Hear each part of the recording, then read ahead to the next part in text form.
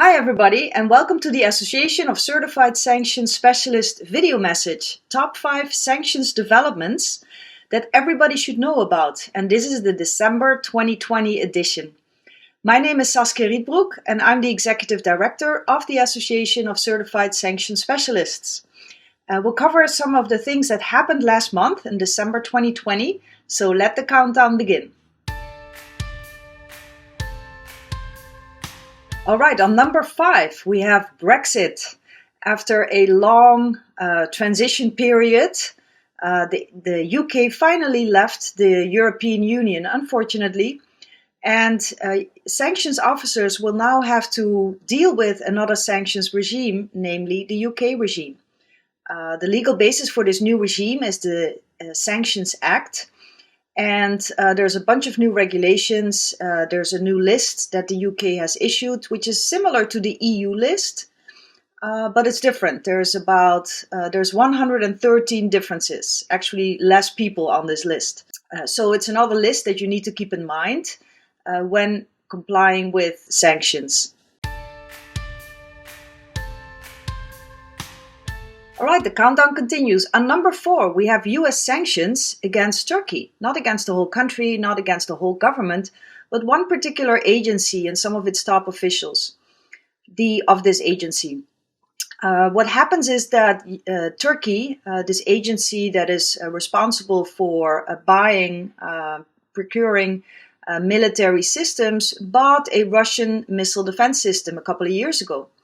And according to the US, that was a violation of US sanctions. So we're talking a Turkish ministry that is violating US sanctions. And the US cannot, impose a penalty for this, but they can place you on the list.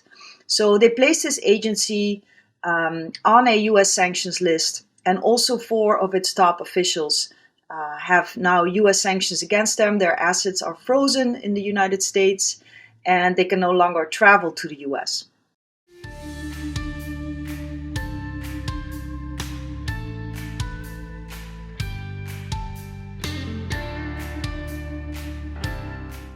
The US can do this because some of its sanctions have extraterritorial reach, including this one. It was under Section 231 of CAATSA.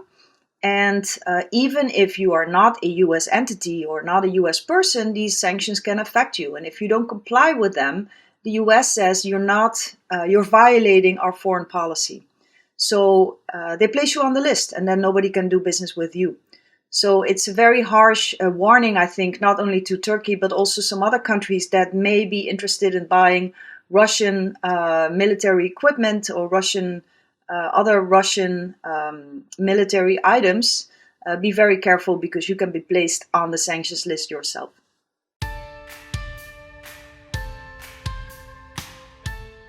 And on number 3, we're going to the European Union now.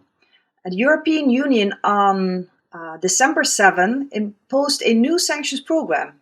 It's a global human rights program, and it's similar to the Magnitsky-style sanctions that have been issued previously by the United States and Canada and the United Kingdom.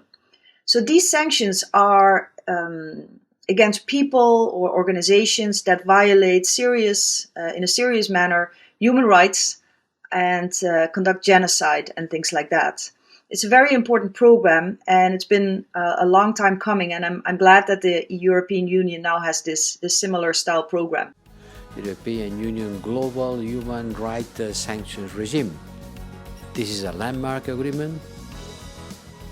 This is the first of its kind, and I think it will allow the European Union to target seriously human rights abuses and violations worldwide. We are sending a clear signal to those responsible about the strong commitment of human rights of the European Union. So far, the list has been empty, so we are waiting for the EU now to actually place some names on the list. So no compliance implications as of yet.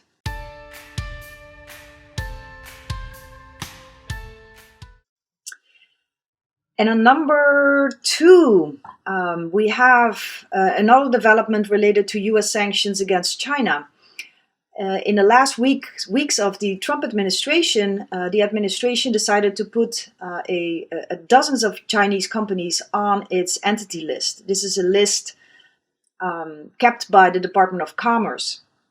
And one of the companies that was placed on the list was SMIC. This is the Chinese largest chip maker.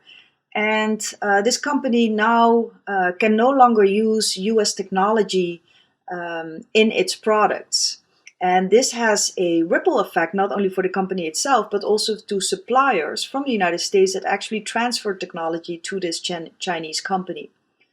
Why were these sanctions placed on this chip maker? Well, the US doesn't want China to modernize its military technology with US equipment. So that was the reason for these sanctions.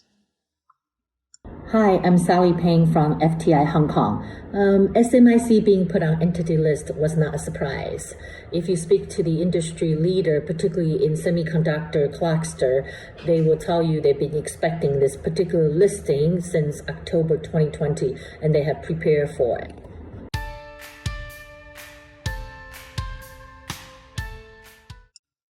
All right, and we came to number 1 for this month, and this is actually a new list. OFAC, the Office of Foreign Assets Control at the Treasury Department in the United States, issued a new sanctions list, completely new list. So not a new entity or not a new person on the list, but actually a new list. And it's called the NSMBS list. I have a hard time remembering the name of this new acronym in the alphabet soup of the world of sanctions. And it stands for non-specially designated nationals menu-based sanctions list.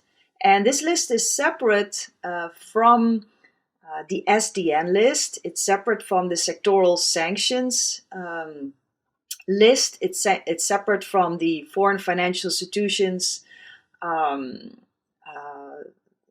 correspondent account and payable through account list. So this is a completely new list. And it doesn't make it any easier because with these menu-based sanctions or these sectoral sanctions, not everything is prohibited. You can still do limited business dealings with the entities on this list, but you have to know exactly what you can do and what you cannot do. So good luck, compliance officers. It's been a month with a lot of developments. I hope we covered 5 important ones that also affect your world and sort of highlighted them in this video. We wish you all good luck in your sanctions compliance effort. My name again is Saskia Rietbroek. I'm the Executive Director of ACSS. Please visit our website at sanctionsassociation.org and see you next month. Thank you.